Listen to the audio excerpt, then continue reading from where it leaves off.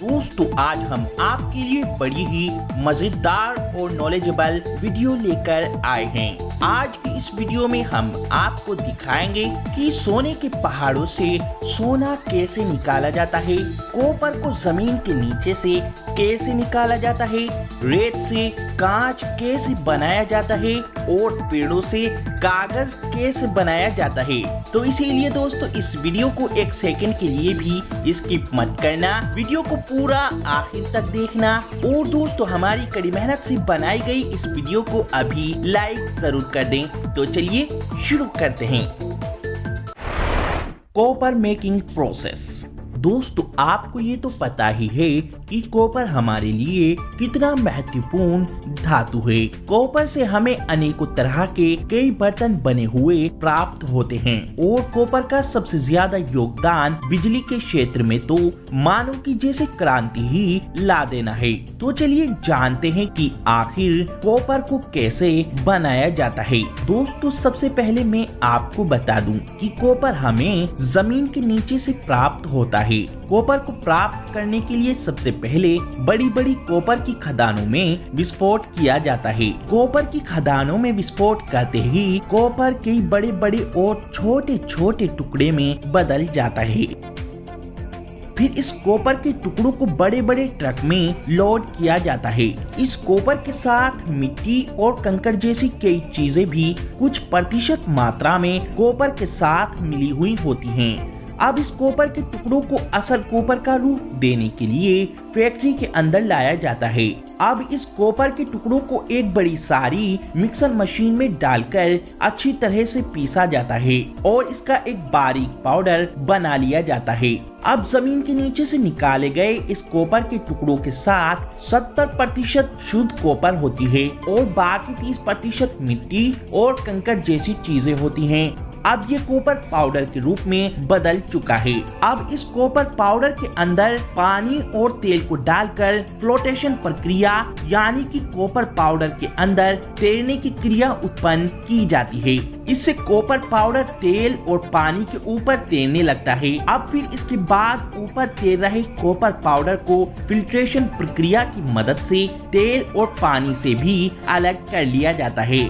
अब इस कॉपर को चूना, पत्थर और कोयले के साथ मिलाकर एक भट्टी के अंदर गर्म किया जाता है। फिर इसके बाद सिर्फ शुद्ध पिघला हुआ कॉपर भट्टी से बाहर निकल आता है। जब भट्टी से कॉपर बाहर निकलता है तो ये दृश्य मानो ऐसा लगता है जैसे कि किसी ज्वालामुखी से लावा बाहर निकल रहा हो। फिर ये पिघला हुआ कॉपर ठंडा होने के बाद ठोस हो जाता है। इस तरीके से हमें कॉपर प्राप्त होता है। अब दोस्तों इस ठोस कॉपर से ही अनेकों तरह की अलग अलग कई चीजें बनाई जाती हैं। Paper making process. दोस्त क्या आपको पता है कागज कैसे बनता है? अगर नहीं पता है तो दोस्तों आज आप देख लीजिए कि आखिर कागज कैसे बनता है। दोस्तों इसी कागज से हमारी नोटबुक, किसी भी तरह की किताब, कार्डबोर्ड और या फिर हर तरह के पेपर इसी कागज से बनाए जाते हैं। दोस्तों कागज बनाने के लिए सबसे पहले ऐसे पेड़ को लिया जाता है जिसमें वुड फाइबर यानी कि जिस पेड़ में लकड़ी के रेशों की मात्रा ज्यादा हो। फिर ऐसे पेड़ सिलेक्ट करके इन सब पेड़ों को काटा जाता है और फिर इन सब पेड़ों को इकट्ठा करके फैक्ट्री के अंदर ले जाया जाता है। फैक्ट्री के अंदर इन पेड़ों को लाने के बाद इन पेड़ों को ऐसी मशीन में डाला जाता है जिससे कि ये मशीन इन सब पेड़ों के ऊपर से इनकी सारी छाल यानी कि इनके बक्कल को उतार देती हैं और इन पेड़ों के बहुत ही छोटे छोटे टुकड़े कर देती हैं। इन्हें वुड चिप्स भी कहा जाता है। अब इन वुड चिप्स को कन्वेयर बेल्ट के जरिए डाइजेस्टर टैंक में भेज दिया जाता है।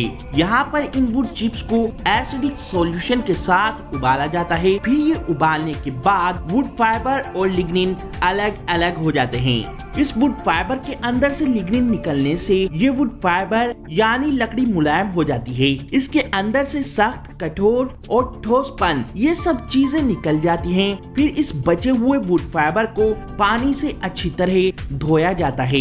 इससे इसके अंदर से बचा हुआ एसिडिक सॉल्यूशन ये भी निकल जाता है और फिर ये वुड फाइबर और भी ज्यादा सॉफ्ट और बिल्कुल क्लीन हो जाती है। लेकिन फिर भी ये वुड फाइबर इतनी साफ नहीं हो पाती है जिससे कि हम इससे पेपर बना सकें। इसीलिए फिर अब इसकी क्लोरीन फ्री ब्लीचिंग की जाती है ऑक्सीजन ओजोन पेरोक्साइड की मदद से। इससे ये वुड फाइबर और भी ज्यादा चमकदार और साफ हो जाती है।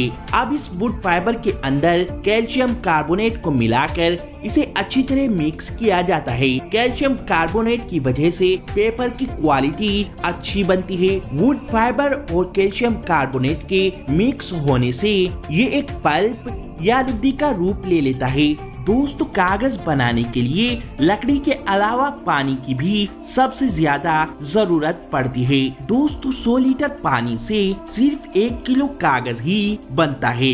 इसीलिए दोस्तों, जो पल्प या लुगदी तैयार की गई थी उसमें अब बहुत ही ज्यादा मात्रा में पानी ऐड किया जाता है।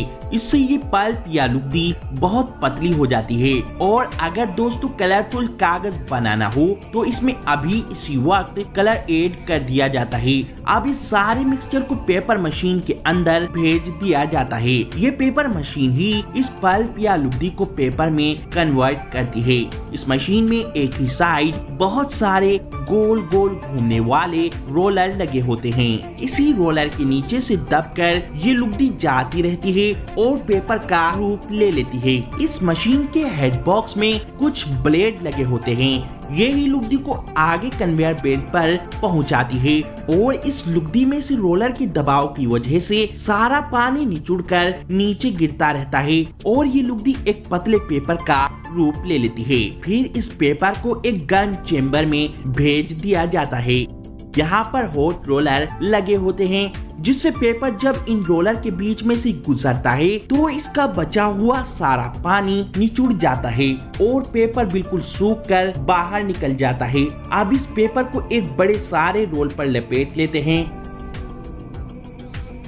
और फिर इस बड़े रोल को काट कर छोटे छोटे रोल बना लिए जाते हैं और फिर इन्हें पैक कर उन फैक्ट्रियों में भेज दिया जाता है जहां पर कॉपी, न्यूज़पेपर, किसी भी तरह की किताब या फिर किसी भी डिफरेंट तरह का पेपर बनाना होता है। तो दोस्तों, ऐसी बड़ी मेहनत से ये कागज बनाया जाता है।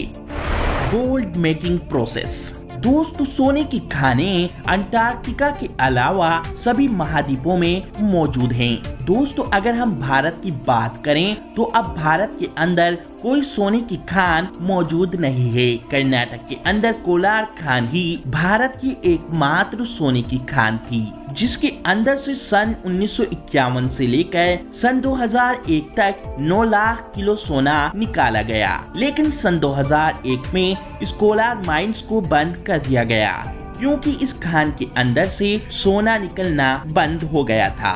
दोस्तों, खानों के अंदर से सोना निकालना कोई आसान काम नहीं है क्योंकि इसमें सबसे बड़ी परेशानी ये है कि सोना कभी भी एक ही जगह पर रुका नहीं रहता है।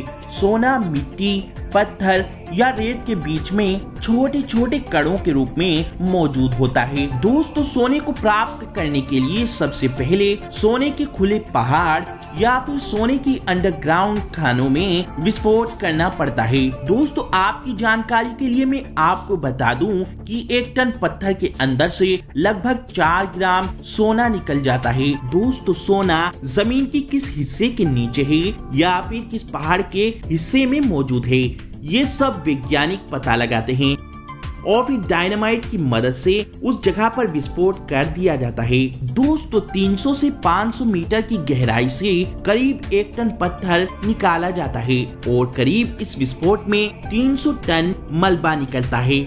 अब इस निकाले गए पत्थर को बड़ी बड़ी क्रशिंग मशीन में डालकर इन पत्थरों को पीसा जाता है और इन पत्थरों का एक बारीक पाउडर बना लिया जाता है।